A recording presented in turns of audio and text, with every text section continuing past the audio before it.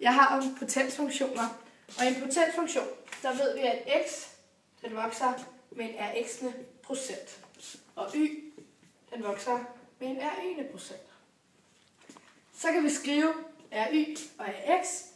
For at finde de to procenter, der kan vi bruge den her formel. Jeg vil skrive ry lige med 1 plus rx i 1. Yes.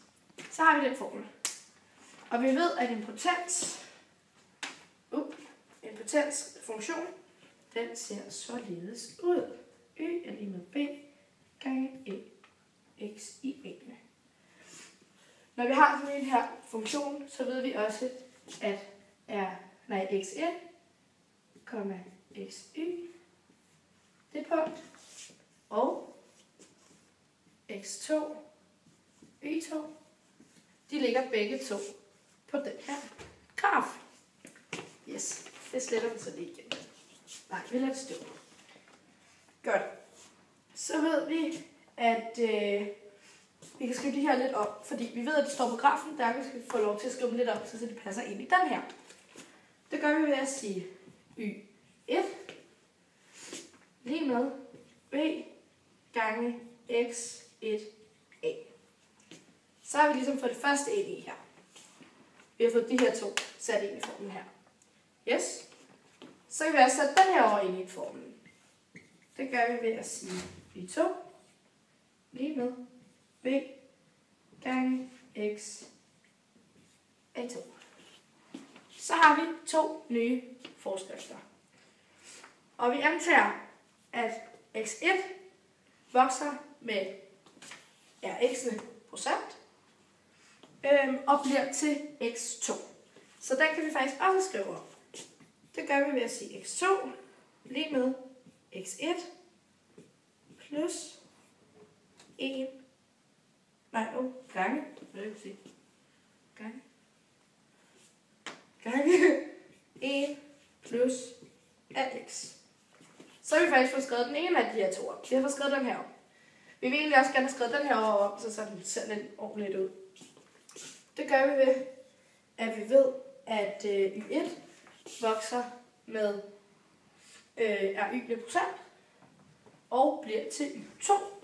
Så derfor kan vi skrive y2 lige med y1 gange med 1 plus ry. Sådan. Og de her to, det er vores fremskrivningsfaktor, da man ganger procenten med et andet tal og får så det endelige procent. Yes. Nu vil vi så prøve at bevise den her. Det gør vi ved, at vi siger, okay, vi tager den her. Vi vælger bare en eller anden. Vi tager den her form. Og så skriver vi det her over, så vi ser det mere overskueligt. Og der står b gange x2 i 1. Når vi så har det her, så kan vi sætte noget ind. Fordi den her, den passer med noget, der står herovre. Den passer nemlig med den, der står her. x2 og x2. Det vil sige, at på x2's plads, der kan vi faktisk sætte hele den her ind. Den prøver vi så lige en gang. y2 lige med b gange med vores x2, vi havde derovre. Og så skriver vi x1 gange med 1 plus rx. Og så skal vi stadig huske at opløfte den af, for det har vi ikke fjernet. Sådan der. Godt. Så har vi en potensregneregel, som hedder, nu skal jeg bare nogle forskellige tal, så skal vi f.eks. p gange q i s'ene. Det er det samme, så hvis der stod p i s'ene gange med q i s'ene. Altså, hvis nu vi sætter nogle tal af, så prøver vi at skrive 3 gange 5 i fjerde for eksempel. Det er det samme, som hvis der stod 3 i fjerde. 3 i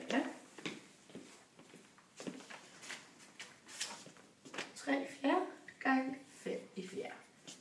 Der kan man også skrive på en anden måde. Det kan vi skrive, at vi siger 3 gange 3 gange 3 gange 3, 4 gange. Gange med 5, gange 5, gange 5, gange 5. Også 4 gange. Der står i princippet det samme her. Den regneregel, eller den her potensregel, den kan vi faktisk også bruge herover, fordi der har vi opløftet den ane. Så det prøver vi lige en gang. Vi prøver at sige y2, b gange med. Den her, den bliver så til x1 i a'ene. Gange med 1 plus rx'ene, stadig i a'ene. Yes. Nu kan vi så se, at vi har noget, vi også har herover. Det vil faktisk sige, at den her, vi har her, den ligner den, vi har her. Så vi sætter y1 ind på den her plads i stedet for. Så hedder den y2 lige med y1. Og stadig den her over, hvor vi siger gange 1 plus rx i a'ene. Yes. Nu har vi så noget mere, vi kan gøre.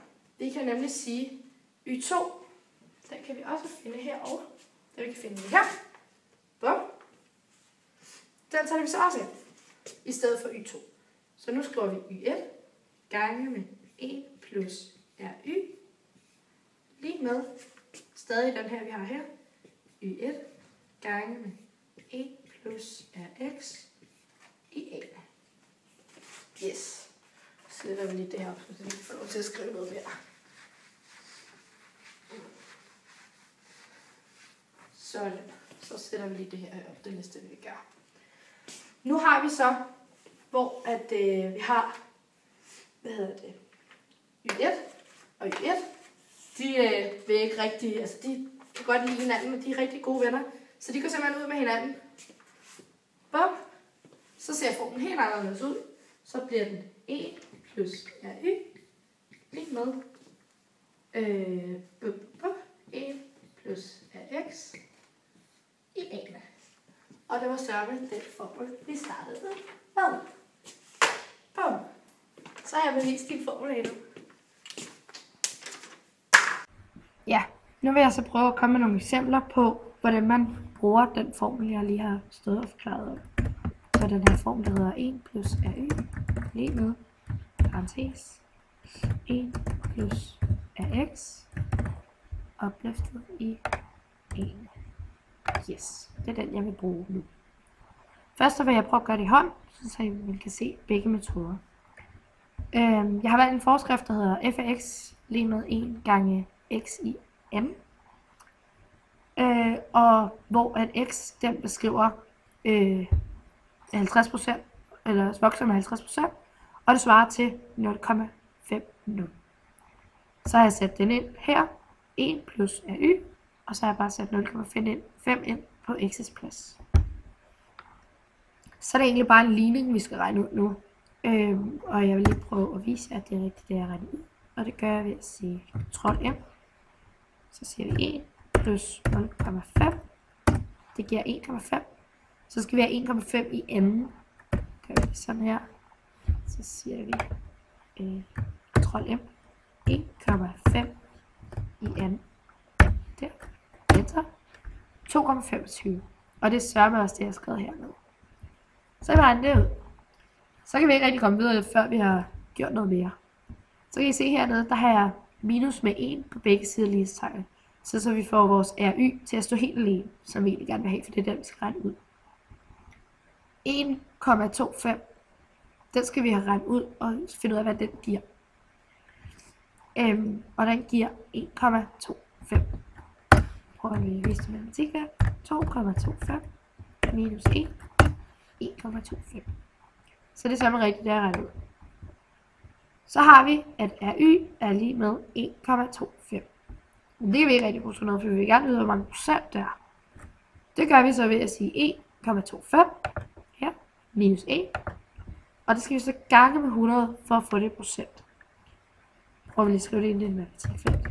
1,25 minus 1. Det her gange med 100.